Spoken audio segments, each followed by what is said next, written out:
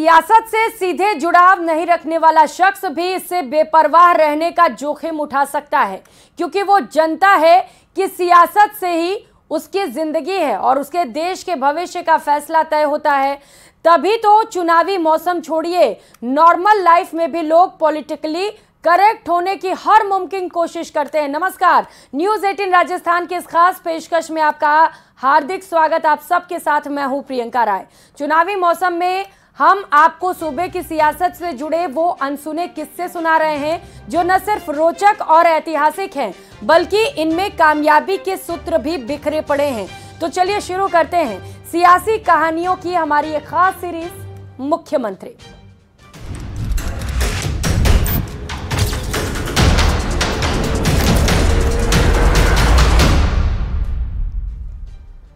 किसी शख्स के सीएम बनने की ऐसी कहानी आपने शायद ही कभी सुनी हो, जो आज हम आपको सुनाने जा रहे हैं।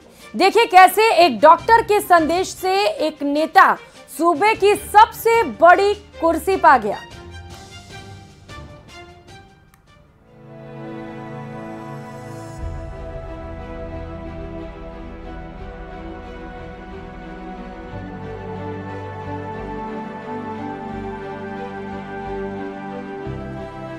अगर किसी चीज को दिल से चाहो तो पूरी कायनात उसे तुमसे मिलाने की कोशिश में लग जाती है। प्रदेश के 10वें मुख्यमंत्री शिवचरण माथुर पर यह बात पूरी तरह से फिट बैठती है।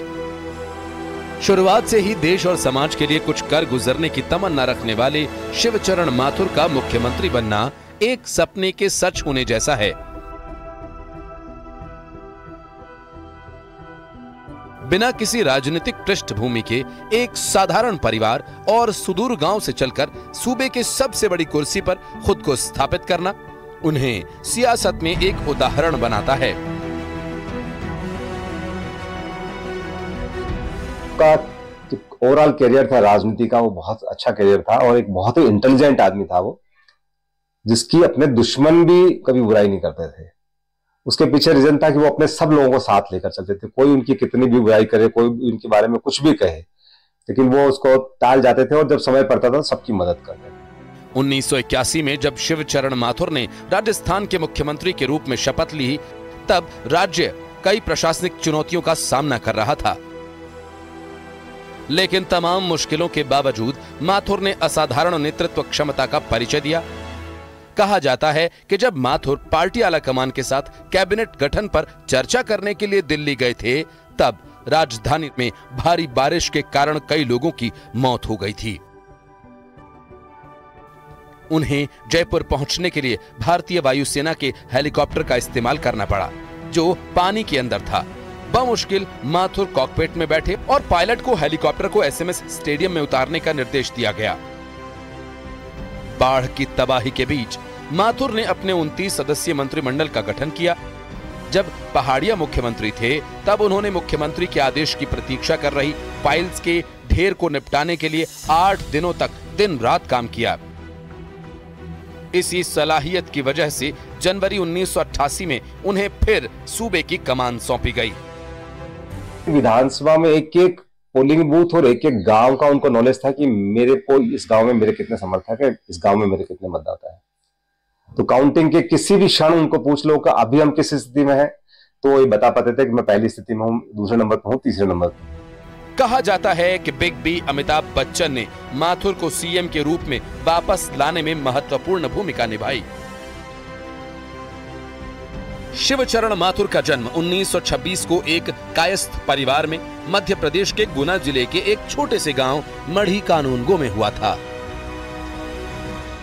जब शिवचरण सिर्फ 4 वर्ष के थे, तभी अपनी मां के साथ अपने ननिहाल करौली आ गए। पढ़ाई लिखाई के दौरान माथुर का परिचय स्नेहलता से हुआ, उस लड़की से जिसके पिता माणिक्यलाल वर्मा प्रख्यात स्वतंत्रता सेनानी और ख्यात समाज सुधारक थे। स्नेहलता और शिवचरण की दोस्ती प्यार में बदल गई। इसके बाद 1 जनवरी 1945 को दोनों ने शादी कर ली। उनका परिवार वैसे तो मढ़ी कानूनगो गुना में था, मध्य प्रदेश में था, पर वो राजस्थान में आ गए थे। माणिक्यलाल जी वर्मा की जो बेटी हैं सुशीला जी माथुर, उनसे उनका विवाह हुआ और यहीं पे ही उन्होंने अपनी छात्र राजनीति को शुरू किया। शादी के बाद माणिक्यलाल वर्मा ने अपने दामाद के लिए सियासी जमीन तैयार करना शुरू कर दिया। माणिक्यलाल का आशीर्वाद और शिवचरण की कोशिश रंग लाई। भीलवाड़ा नगर पालिका अध्यक्ष पद से अपना राजनीतिक जीवन शुरू करने वाले शिवचरण माथुर भीलवाड़ा के जिला प्रमुख, सांसद और प्रदेश सरकार में मंत्री तक बने। लेकिन शिवचरण के सीएम पद पर आसीन होने का किस्सा बड़ा ही नाटकीय है। बात 11 जुलाई 1981 की है। दिल्ली में इसी राजस्थान हाउस के अंदर शिवचरण माथुर और हीरालाल देवपुरा मुख्यमंत्री जगन्नाथ पहाड़िया को हटाने में लगे थे। एक दोपहर को शिवचरण माथुर को प्रधानमंत्री इंदिरा गांधी के फिजिशियन डॉक्टर केपी माथुर ने फोन कर यहां पृथ्वीराज रोड पर बुलाया और प्रधानमंत्री का पहाड़िया को हटाकर सूबे की जिम्मेदारी उन्हें सौंपने का संदेश दिया। संदेश में शिवचरण माथुर से ये भी कहा गया था कि इस बात की भनक किसी को भी नहीं लगनी चाहिए, वरना उनकी ताजपोशी टल भी सकती है। ठीक 3 दिन बाद जैसा कि डॉक्टर माथुर ने बताया था वैसा ही हुआ। शिवचरण माथुर 14 जुलाई 1981 को पहली बार राजस्थान के मुख्यमंत्री बने और 23 फरवरी 1985 तक इस पद पर बने रहे। इस कार्यकाल के दौरान ही 1984 में लोकसभा चुनाव हुए। इंदिरा गांधी की हत्या से उपजी सहानुभूति लहर ने कांग्रेस को देश भर में ऐतिहासिक जीत दिलवाई। राजस्थान में कांग्रेस ने क्लीन स्वीप करते हुए सभी 25 लोकसभा सीटें जीती थीं। तब राजस्थान में ऐसा पहली बार हुआ जबकि सभी 25 सीटें एक ही पार्टी के खाते में चली गई हों। शिवचरण का सितारा बुलंद था, लेकिन 1 साल बाद स्थिति पूरी तरह से पलट गई। 1985 में विधानसभा चुनाव प्रचार के दौरान भरतपुर के तत्कालीन विधायक राजा मान सिंह की पुलिस की गोली से मौत ने सबको हिला दिया। मुख्यमंत्री शिवचरण माथुर से इस्तीफा ले लिया गया और हरदेव जोशी को प्रदेश की बागडोर थमा दी गई। और घटना यह कि भरतपुर जिले की वो यात्रा पे थे, डी में कोई चुनाव था। वहां से जो नुमाइंदे थे वो पूर्व राज परिवार के सदस्य राजा मान सिंह, पुलिस से उनकी भिड़ंत हुई और पुलिस ने गोली चलाई और जिसमें उनकी जान चली गई। ये बहुत ऐसा मुद्दा बन गया कि कांग्रेस पार्टी के लिए अपना बचाव करना मुश्किल था और इस घटना ने मुख्यमंत्री पद से उनकी बलि ले ली। मांडलगढ़ के अलावा पूरे जिले के लिए उन्होंने मनाई। आज जो अपन इसको औद्योगिक नगरी भीलवाड़ा को कहते हैं, उसमें बहुत बड़ा योगदान आदरणीय माथुर साहब का रहा है। जब वो मुख्यमंत्री हो गए तो समग्र विकास उन्होंने पूरे राज्य का भी अपने हिसाब से किया, लेकिन उनकी खूबी ये थी कि वो सारे कार्यकर्ताओं के बीच में बैठ करके कोई भी समस्या होती थी तो निस्तारण उन्हीं के कहने के अनुसार किया करते थे। जिस प्रकार डीग के हादसे के बाद माथुर को मुख्यमंत्री पद से इस्तीफा देना पड़ा, उसी प्रकार देवराला के सती हादसे के बाद बने माहौल में हरिदेव जोशी को जनवरी 1988 में इस्तीफा देना पड़ा। नियति का ऐसा चक्र घूमा कि उनके स्थान पर शिवचरण माथुर को मुख्यमंत्री बनने का दूसरा मौका मिल गया।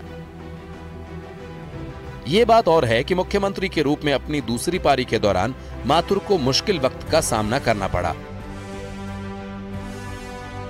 उन्हें राज्य सरकार के कर्मचारियों की हड़ताल का सामना करना पड़ा। उनकी किस्मत हिचकोले खा रही थी।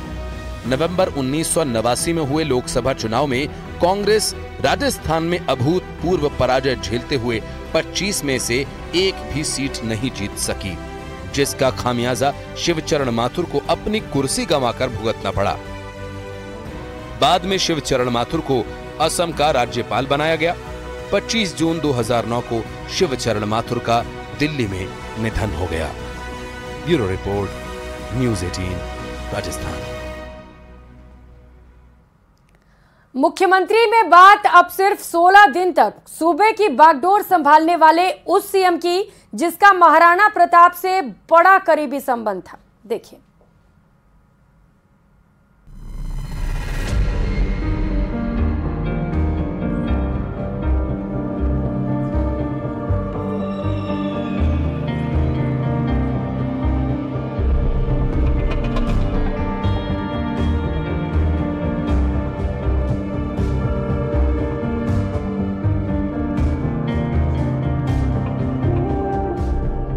राजपुताना, तलवारों पर नाज करने वाला, बरछी तीर कटारों पर जीवन काटने वाला, यही आजादी के नारों पर पलने वाला प्रताप का वतन है और यही प्रदेश के उस यशस्वी मुख्यमंत्री का कर्म क्षेत्र रहा है जिसकी सादगी और ईमानदारी पीढ़ियों को प्रेरित करती है। दुनिया भले ही कुंभलगढ़ को महाराणा प्रताप की जन्मस्थली के लिए जानती हो, लेकिन एक सच ये भी है कि ये क्षेत्र पूर्व मुख्यमंत्री हीरालाल देवपुरा के लिए भी जाना जाता है। ये भी एक अजीब संयोग है कि हीरालाल देवपुरा का महाराणा प्रताप से बड़ा गहरा संबंध है। बात उस समय की है जब मेवाड़ का राणा उदय सिंह किशोर था। उदय सिंह के चचेरे चाचा बनवीर उदय सिंह को मारने चला। इस बात की भनक जब किशोर की धाय मां पन्ना को लगी तो उन्होंने बनवीर को धोखा देने के लिए अपने बेटे को उदय सिंह के पलंग पर सुला दिया। पन्ना सहमी, दिल झिझक उठा, फिर मन को कर पत्थर कठोर, सोया प्राणों का प्राण, जहां दिखला दी उंगली उसी ओर। क्षण में बिजली सी कड़क उठी, जालिम की ऊंची खड़क उठी, मां मां की चीख उठी, नन्ही सी काया तड़प उठी। शोणित से सनी सिसक निकली, लोहू पी नागन शांत हुई, एक नन्हा जीवन दीप बुझा, एक गाथा करुण दुखांत हुई। बनवीर ने पन्ना धाय के बेटे को उदय सिंह समझकर मार डाला, जबकि पन्ना धाय उदय सिंह को लेकर जगह जगह भटकती रही। जिस परिवार ने उदय सिंह और पन्ना धाय को संरक्षण दिया वो हीरालाल देवपुरा के पुरखे थे। त्याग और बलिदान की वही भावना देवपुरा की रगों में भी बहती रही। लेकिन मैं कुछ जो जीवन में उनसे सीखा कि वो जीवन में उन्होंने संघर्ष किया, न तो किसी से ईर्ष्या द्वेषता रखी, सब जातियों वालों को साथ लेके चले। और वो एक राजनीतिक दृष्टि से देखें तो उनका कोई गुटबंदी या इस तरीके से कोई उनका अलग से संगठन या इस तरीके से कोई वो जो दूसरे नेताओं ने बनाई वो उस तरीके से इन्होंने नहीं बनाई। हमें उनसे कई बार 4-4, 5-5 दिन मिले हो जाते थे, क्योंकि वो सुबह उनकी दिनचर्या जो थी वो सुबह जल्दी उठते थे और जल्दी उठ के सुबह घूमने निकल जाते थे मॉर्निंग वॉक पे। और जब तक वो आते तब तक हम स्कूल चले जाते थे। उसके बाद वो अपने राजनीतिक कार्य में और अपने ऑफिस वर्क में लग जाते थे। और जब वापस रात तक हम सो जाते, उसके बाद तक वो फाइलें देखते रखते, निपटाते रहते थे। और हम जब सो जाते उसके बाद वो सोते थे रात को 12 बजे, और सिर्फ सुबह वापस उनकी दिनचर्या सुबह 5 बजे शुरू हो जाती थी। तो हमें तो कई बार उनसे मिले हुए सप्ताह हो जाता था। तो बहुत उन्होंने कठिन परिश्रम किया है और बहुत कहना चाहिए कि जुझारू रूप से राजनीति में भी और सामाजिक जीवन में लगे रहे। 12 अक्टूबर 1925 को केलवाड़ा में हीरालाल देवपुरा का जन्म हुआ। युवावस्था में देवपुरा मेवाड़ प्रजामंडल से जुड़ गए। देश आजाद हुआ तो उदयपुर कांग्रेस में सक्रिय हो गए। विद्यार्थी जीवन से ही राजनीति में रुचि रखते थे और उन्होंने आज़ादी के आंदोलन में भारत छोड़ो आंदोलन में भाग लिया और जेल भी गए। और 1952 में जब पहला चुनाव हुआ राजस्थान विधानसभा का, उस वक्त से उन्होंने पहला चुनाव कांग्रेस पार्टी के उम्मीदवार के रूप में लड़ा। और उस वक्त क्योंकि राजा महाराणाओं की भूमिका काफी महत्वपूर्ण थी। 1967 में पहली बार विधायक बने। मोहनलाल सुखाड़िया ने मंत्री परिषद में लिया, लेकिन बरकत मियां ने उन्हें बाहर का रास्ता दिखा दिया। हरिदेव जोशी की कैबिनेट में देवपुरा को जगह मिली। 77 में हारे, 80 में जीते और पहाड़िया सरकार में मंत्री बने। पहाड़िया के बाद शिवचरण माथुर ने सूबे की कमान संभाली, लेकिन देवपुरा बने रहे। फिर माथुर को अपनी कुर्सी गंवानी पड़ी, जिसके बाद रिक्त पद पर देवपुरा को आसीन किया गया। लेकिन 17 दिन बाद ही देवपुरा की कुर्सी खाली करवा ली गई। वो सबसे कम वक्त के राजस्थान में मुख्यमंत्री बने, इसका उनको श्रेय जाता है 16 दिन के लिए। आप इसको श्रेय कहें या राजनीतिक व्यवस्थाएं, लेकिन उन्होंने उस पद पे अपने आप को आसीन किया और एक छोटे से कार्यकाल के लिए उनको याद किया जाता है। उनके व्यक्तित्व में ऐसा कोई चुंबकीय बिंदु नहीं था, उनकी सरलता। संपर्क जो है सभी बड़े नेताओं से बहुत मधुर और सौहार्दपूर्ण रहा। इंदिरा जी का भी उनके ऊपर बहुत स्नेह था। उसके बाद इंदिरा जी के बाद राजीव जी जब आए तो राजीव जी का भी उनके ऊपर बहुत स्नेह था। और राजीव जी ने 1985 में जब चुनाव अभियान चल रहा था, उस वक्त भरतपुर में राजा मान सिंह वाला जो कांड हुआ, उसके कारण शिवचंद्र जी माथुर जो मुख्यमंत्री थे उन्हें इस्तीफा देना पड़ा था और उनकी जगह राजीव जी ने श्री देवपुरा साहब को मुख्यमंत्री बनाया था। और उस दरमियान इलेक्शन में बराबर कांग्रेस जीत के आई थी और मेजोरिटी वापस आई थी। लेकिन कुछ राजनीतिक समीकरण और कुछ राजनीतिक परिस्थितियां जैसी बनती हैं, उस वक्त वो वापस मुख्यमंत्री नहीं बन पाए और उस वक्त जोशी जी असम के गवर्नर थे, उनको वापस बुलाया गया और उनको मुख्यमंत्री पद दिया गया और ये वापस जोशी जी की कैबिनेट में वापस से शामिल हुए थे।